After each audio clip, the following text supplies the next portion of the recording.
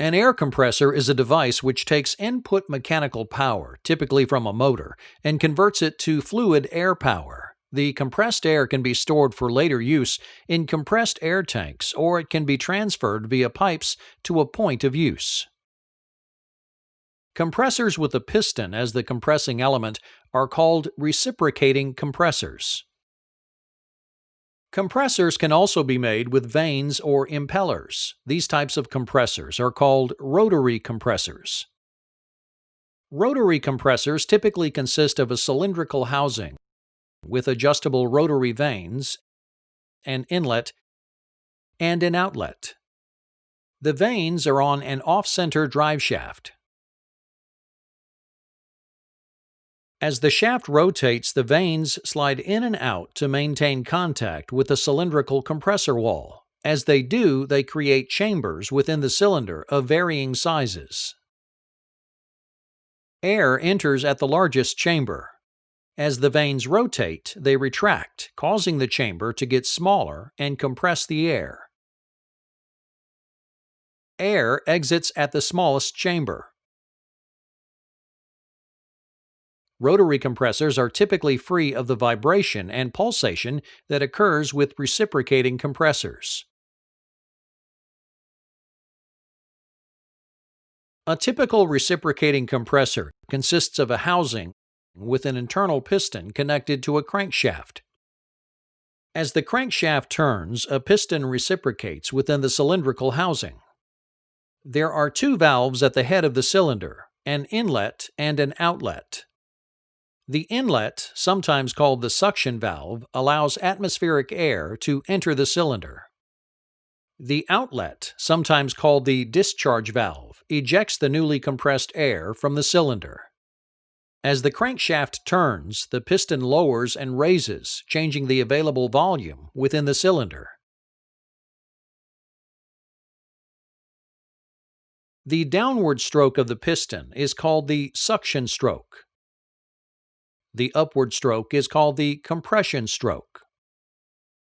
As the piston moves downward on its suction stroke, the volume increases within the cylinder. As the volume increases, the pressure within the cylinder becomes lower than the inlet air pressure. This allows the higher pressure outside air to push open the inlet valve and allow more air into the cylinder. As the piston begins its upward compression stroke, the volume within the cylinder decreases. The decrease in volume causes the pressure within the cylinder to increase. The increase in pressure opens the outlet valve and compressed air discharges from the cylinder. This is a single-stage compressor. It has only one piston and cylinder and compresses the air in only one stage. A single-stage compressor typically has a compression ratio of 5:1 with an output pressure of about 50 to 75 psi. As air is compressed, it becomes increasingly hot. If the air becomes too hot, not only is the compression cycle less efficient, but there is the hazard of an explosion if any hydrocarbon material, such as oil or lubricant, comes into contact with the overheated air.